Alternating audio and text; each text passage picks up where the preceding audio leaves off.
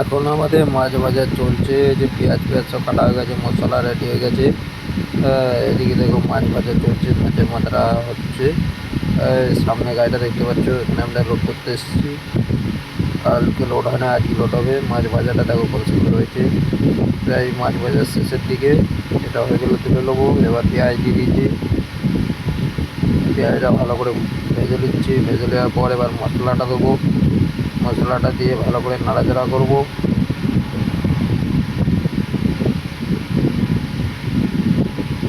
মাছগুলো দেখো কত সুন্দর ভাজা হয়ে গেছে। এটা হচ্ছে মশলাটা, আদা রসুন পিসে পুরো মশলা দিয়ে একসাথে করতে দিয়েছি। এবার মশলা দিয়ে দিলাম, আদা রসুন পেঁয়াজ মশলা সব একসাথে দিয়ে দিলাম। এবার ভালো করে মিক্সিং করে এটাকে রসমালাইটা বানানো হচ্ছে।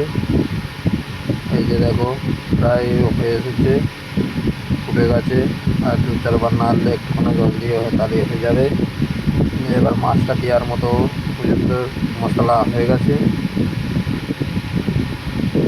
এবার মাছটা ছেড়ে দিলাম, যে কোনো মাছ ছিল দিয়ে দিলাম। মাছগুলো কত সুন্দর হচ্ছে দেখো। এবার ভালো করে মাখিয়ে দেবো।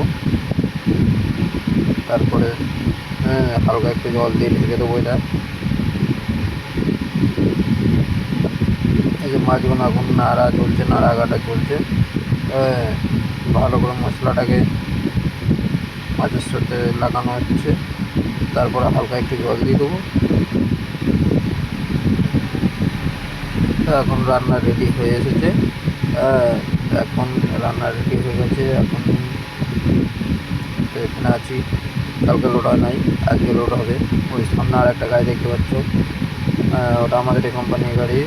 ওটা লোড করতে এসছে নাগপুরের জন্যে। ওই যে রান্না হয়ে গেছে, এক সাইডে ভাত প্রায় হয়ে গেছে।